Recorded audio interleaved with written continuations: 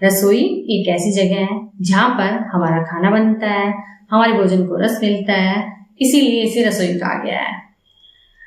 वर्षा ऋतु में हमारे किचन की हाइजीन मेंटेन करना थोड़ा मुश्किल हो जाता है। हमारे एनवायरनमेंट में आसपास बहुत कीटाणु फैल चुके होते हैं, बहुत अधिक कीटाणु पनप चुके होते हैं, मक्खी मच्छर बढ़ जाते हैं, स्लैब पर चींटियां बार बार आती हैं, तो हमें अपनी रसोई की हाइजीन को मेंटेन करने में दिक्कत होती है। और इसके साथ साथ धूप भी नहीं आती है। और आजकल घरों का साइज और रसोई का साइज बहुत छोटा हो गया है, इससे प्रॉपर वेंटिलेशन है भी नहीं।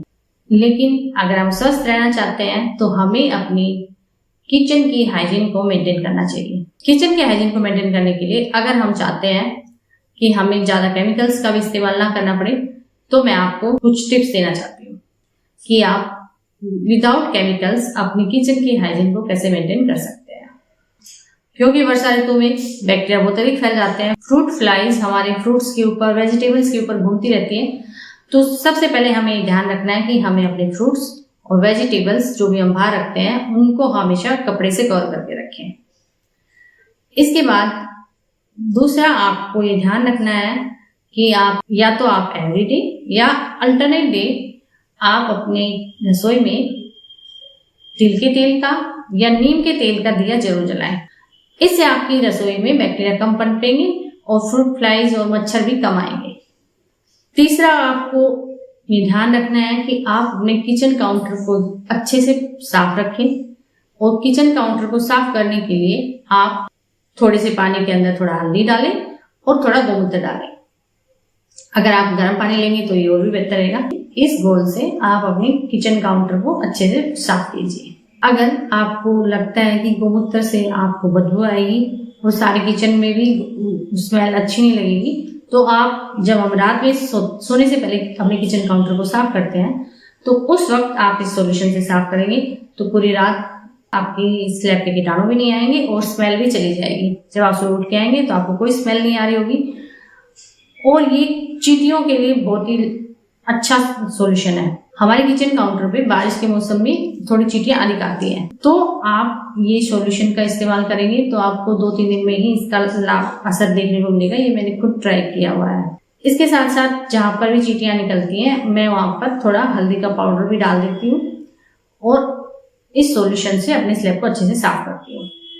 चौथा, हमें अपनी किचन के सिंक को जहां पर आप बर्तन धोते हैं उसकी हाइजीन को मेंटेन करना बहुत जरूरी है।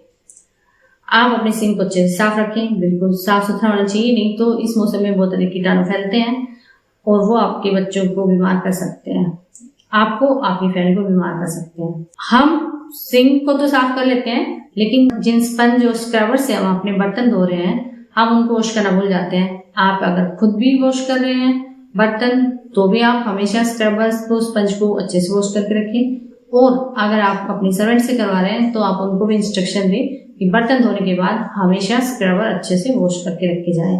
इसके लिए आप एक 2 या 3 कंपार्टमेंट की साबुनदानी भी रख सकते हैं, क्योंकि शोकेस के अंदर छेद होते हैं और फिर जब हम उसके अंदर स्पंज स्क्रबर रखते हैं तो उसका पानी टपक के बाहर आ जाता है, वो अच्छे से सूख जाते हैं। आप जब भी अगली बार इसका इस्तेमाल करते हैं तब तक ही स्वच्छ हो चुके होते हैं, इसलिए आप इस चीज का ध्यान रखें। इसलिए आप अपने स्क्रबर्स को अच्छे से क्लीन कर ही रखें, क्योंकि उनमें कुछ फूड पार्टिकल रह जाते हैं तो वो सड़ जाते हैं और फिर आप जब हम नेक्स्ट टाइम बर्तन धोते हैं तो हमारे बर्तनों में उतना बर्तन हमारे अच्छे से साफ नहीं होते, अच्छे से बैक्टीरिया फ्री नहीं होते हैं। अगर हम इन चीज़ों का ध्यान रखेंगे तो हम बीमारियों से बचे रहेंगे। हमें अपनी रसोई से रस चाहिए, बीमारियां नहीं। इसलिए आप अपने किचन की हाइजीन को जरूर मेंटेन करें और कभी कभी अपने सिंक में रात में सोने से पहले आप उसमें थोड़ा सा व्हाइट सोल्ट बुरक के सो जाएं। इससे भी सिंक के सारे कीटाणु मर जाते हैं और आपका सिंक साफ सुथरा हो जाता है। आप इन चीज़ों का ध्यान रखें और मेरे चैनल को लाइक शेयर एंड सब्सक्राइब करें। धन्यवाद।